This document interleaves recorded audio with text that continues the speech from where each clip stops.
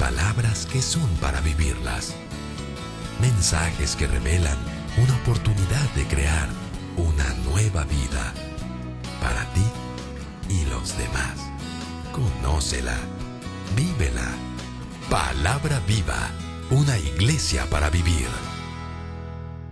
Hoy quiero darles una palabra que va a ser, no es parte de una serie, es un tema de una sola vez, pero estoy seguro que va a ser bendición a cada uno de los presentes. Ayer lo prediqué y lo disfruté bastante, y espero que también los presentes puedan recibir la palabra del Señor y disfrutarlo de igual manera, ¿verdad? Les invito a abrir la palabra del Señor.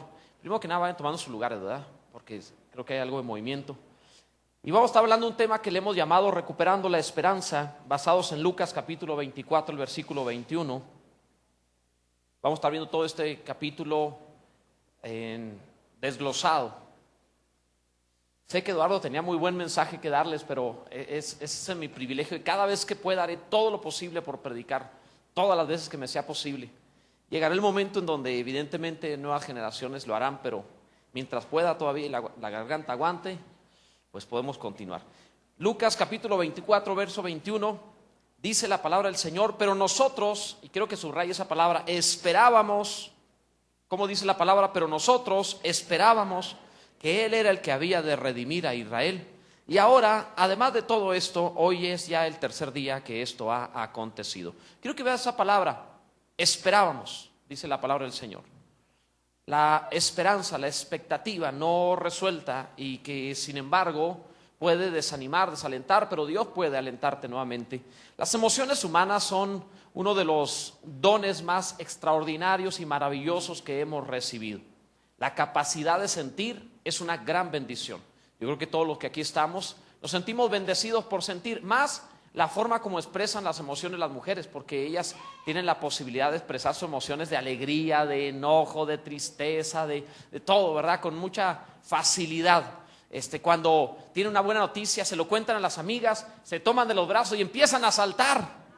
Y brincan y gritan y hacen escándalo. ¿Se han fijado en eso, verdad? También cuando una está triste y llora, todas lloran y tienen empatía en sus emociones. De la misma forma, cuando se enojan, ¿verdad? Se enoja una y se enojan todas. Se enoja mamá en casa, todos están enojados. Se enoja papá y no pasa nada.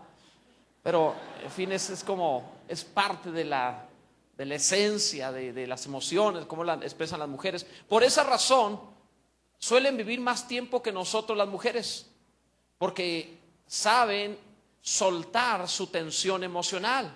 Saben soltar su presión, saben soltar aquello que les ha ocasionado tensión y eso les hace descansar. Nosotros nos infartamos porque no soltamos las emociones.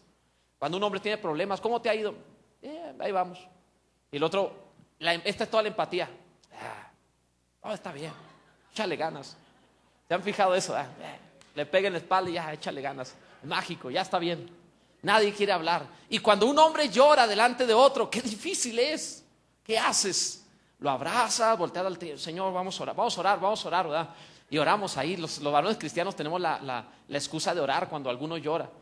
Y vamos orando a Dios, el Señor va a ayudar. Entonces no sabemos cómo expresar estas emociones, pero es un don extraordinario. La emoción es una bendición, pero cuando está bien enfocada, cuando está de la forma correcta, puede ser un motor de tu barco, pero puede ser un ancla también de tu barco, puede frenar tu vida, puede destruir tu vida. Y cuando Dios no hace lo que nosotros esperábamos, entonces puede ocasionarse en nosotros desánimo, frustración, y qué difícil es a veces mantener la fe. Y es ahí donde las emociones pueden jugarte una mala pasada, es ahí cuando viene el desánimo, es ahí cuando viene la frustración, cuando viene la amargura, el enojo incluso. Y cuando vemos esta porción de Lucas capítulo 24, nos encontramos a dos discípulos, dos de los 70, uno de ellos se llamaba Cleofas, dos de los discípulos que fueron educados por Jesús pero se encuentran desanimados. Sus emociones son adversas. Sus emociones son contrarias, sus emociones están jugándoles una mala pasada porque están viviendo un tiempo de frustración. Hace 3 días que Jesús fue crucificado y el domingo ellos deciden salir de Jerusalén, dejar la iglesia, dejar a los creyentes que estaban ahí reunidos en Jerusalén e irse rumbo a Emaús. ¿Por qué deciden irse rumbo a Emaús? Porque se encuentran frustrados, se encuentran amargados, se encuentran muy deprimidos, muy tristes. Es ahí donde empieza nuestra historia. Yo quisiera preguntarte, ¿te has encontrado alguna vez en Emaús? ¿Has estado alguna vez en ese sitio de frustración, en ese sitio de desesperanza, en ese sitio de ansiedad, en ese sitio en donde pareciera como que Dios no está allí? Si hay alguno de los presentes que se ha encontrado o está en esa situación, hoy Dios va a hablar a tu vida para sacarte de esa posición. Pero también debo decirte que si hoy tú te encuentras feliz, que estás contento, que te encuentras en el mejor momento de tu vida, debes saber también que debes guardar este mensaje, porque si hoy no te sirve, te servirá tarde o temprano. Un día necesitarás sacar de tu memoria el recuerdo de esta palabra para poder alentar tu fe y saber que aunque parece que Dios se esconde, sigue allí. Que aunque parece que Dios se ha ido, sigue allí. Que aunque parece que Dios no hizo lo que tú esperabas, Dios con todo sigue allí. Así que guarda esta palabra, te va a bendecir, te hará falta algún día en tu vida. Lo primero que quisiera que leyéramos, teniendo abierta la palabra de Dios ahí en Lucas 24, es el versículo 13, para seguir esta historia y darnos cuenta cómo ser alentados en la fe en base a esto que aquí está sucediendo estas dos personas. Dice el verso 13, he aquí, dos de ellos iban el mismo día, es decir, el día que Jesús resucitó, pero ellos no sabían que había resucitado. El mismo día iban a una aldea llamada Emaús, que estaba a 60 estadios de Jerusalén. No piensen en estadio de fútbol, ¿verdad? Es una medida de otro tiempo, que se refiere a 11 kilómetros aproximadamente. Entonces iban a un lugar muy cercano, a la mitad de aquí a Aldama, por así decir, del centro de Aldama a la mitad, ¿verdad? Por decirlo así. Entonces iban a esta aldea a tratar de olvidar la aventura que habían vivido, a tratar de no pensar en el dolor que tenían, la frustración que estaban viviendo. Y es en sí sorprendente encontrar creyentes desanimados. Suena antinómico porque dice el pasaje que eran dos de ellos. Si ves el contexto te darás cuenta que se refiere a dos discípulos, dos personas que habían sido educadas por Jesús, dos personas que habían recibido no la enseñanza del Instituto de Palabra Viva, sino la enseñanza del Instituto de Jesús directamente. Así que ten por seguro que si había algo que escuchar era lo que ellos oyeron. Era extraordinario, maravilloso. Habían visto milagros de primera mano. Habían estado allí cuando los leprosos fueron limpiados y los paralíticos se pusieron en pie. Habían estado allí cuando Jesús hizo callar a los escribas y fariseos y cuando echó fuera a los vendedores del templo. Habían visto el poder de Jesús en muchos de los aspectos de su ministerio, de su vida, cómo echaba fuera a los demonios, cómo predicaba a las multitudes. Estuvieron en la entrada triunfal cuando 1 millón de personas salieron a ver a Jesús. Pero en medio de todo esto que estaban viviendo, ellos de pronto, cuando Jesús murió, ellos se desalentaron, se desanimaron. ¿Por qué vino desaliento y desánimo a la vida de los discípulos? Vino desaliento y desánimo porque ellos esperaban otra cosa diferente. Ellos consideraron a Jesús el Mesías político, militar, que los habría de sacar de la esclavitud romana. Ellos no estaban esperando a un Mesías bíblico, a un Mesías sufriente, a un Mesías que habría de morir en una cruz, a un Mesías que habría de ser bueno, compasivo, misericordioso, dando oportunidad, menos que pagar impuestos, que acogiera o tuviera misericordia el publicano, aquel que cobrara los impuestos para Roma.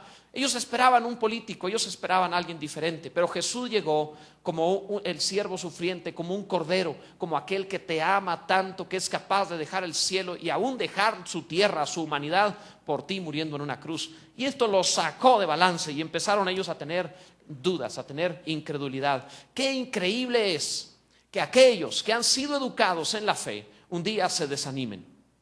Qué impresionante es que aquellos que conocen las promesas de Dios, la esperanza de la fe, la palabra de Dios, que han estado en la iglesia, que han oído predicaciones. ¿Cuántas veces he hablado desde este lugar las promesas de Dios? ¿Cuántas veces he predicado mensajes diferentes desde este sitio? En la radio lo hemos hecho todos los días. Constantemente hemos anunciado que Dios es bueno, que para siempre es su misericordia.